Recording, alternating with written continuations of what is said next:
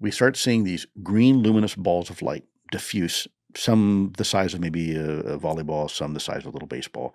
And they're witnessed not only by me, otherwise I wouldn't have said anything. They're witnessed by my spouse, and they're also witnessed by my kids, and even some of our neighbors are seeing these balls of light. Outside your house? Inside the house. Inside the house. Down the hallway, just going by almost like a why Congress is now taking this topic seriously, because there are people like, hey, yeah, guess what? That senior dude who I know is now coming and telling me about their experience. People are feeling that it's a little bit more safer now to come out and have this conversation with the right people. We are trying very hard to create an environment where people feel safe. They can come out and talk about their experiences, whether they worked on legacy programs or that they were somebody under medical care by the U.S. government.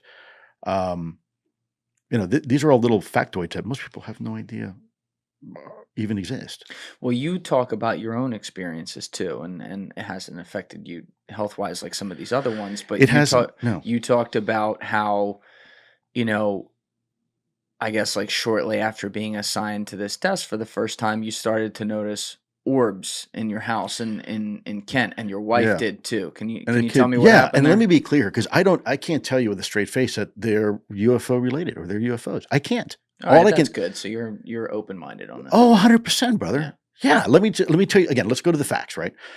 I get into this program ATIP, and here's the facts. We start seeing these green luminous balls of light diffuse, some the size of maybe a volleyball, some the size of a little baseball. And they're witnessed not only by me, otherwise I wouldn't have said anything. They're witnessed by my spouse, and they're also witnessed by my kids, and even some of our neighbors are seeing these balls of light. Outside your house? Inside the house. Inside down the hallway, just going by almost like a really bizarre. Volleyball up to that size? Yeah, but remember, diffuse, right? So it's not like it's just, it's the glow pattern comes up to about here. And then so these are being witnessed. And at the same time, other individuals that were part of ATIP are also having a similar experience. So what we do know is that other people in the ATIP program were also experiencing this. Now, could it be ball lightning? Sure. Could it be St. Elmo's fire? Sure. Could it be faulty wiring and now it's ionizing the air local around it and it's creating these luminous plasma balls? 100%. What makes it interesting is it wasn't just us. It was other people in ATIP who were also experiencing it while they were working in ATIP. Before ATIP didn't have the problem, and after ATIP didn't have the problem, only during ATIP. So that's the facts.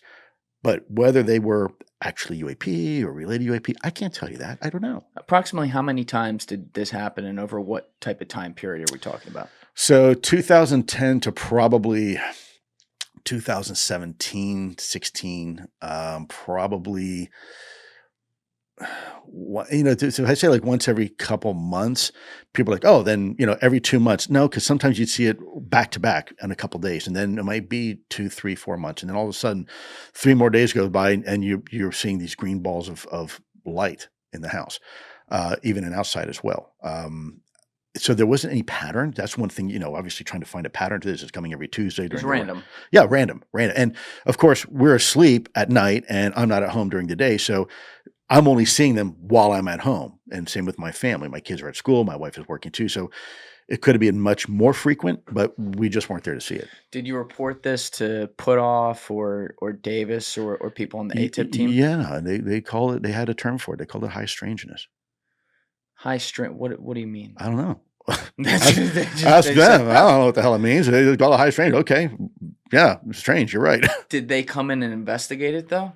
Like, did they try to set up anything? No, they had no issue with it at all. They said it's very, very normal for that to happen. They said it was normal. Yeah, so someone on the ATIP team, counter intel guy, is now seeing... Not counter intel. Oh, yeah, I was counter intel. That's what I'm saying. Yeah. Is now seeing orbs in his house while you're working on this project about these UAPs. Right. And the team that's in charge of UAPs doesn't want to go investigate that. No, they're saying that they're having the same issue too. They're like, well, what do you want to do about it? Well, I don't know. Set up a camera, Ghostbusters, get Bill Murray in there, do something. Right? Yeah, well, unfortunately, once every few months, you'd have to have a lot of cameras. I don't have a setup like this. I can't afford anything this fancy. Listen, I'll donate these. We're going to find Man Bear Pig in there, baby. Let's get Al Gore on the line. There are other individuals that are, I think, going to be coming out of the shadows here soon that will probably also expound upon their experiences. This is really just kind of the tip of the iceberg. Fortunately for us, it was just orbs for other people that had other experiences. Not my story to tell. I did not experience it with them, but it was peculiar. It was peculiar. All right, real quick, I just gotta go to the bathroom. We'll be right back. Well, that's because I have the mentality of a first grader. I mean, I've got to keep shit simple because I'm with you. I tell people all the time, when I walk into a room, the IQ drops about 20 points automatically. So, I got to color by the numbers, man. Otherwise, I can't keep up. All right. Well, let's get back on. We're good over here? All right, we're back. Lou, one of the things that you laid out throughout your book, just for like context, I thought was really good, was a lot of the alleged and I would say even like known history involving UAP that have been witnessed or incidents that have occurred.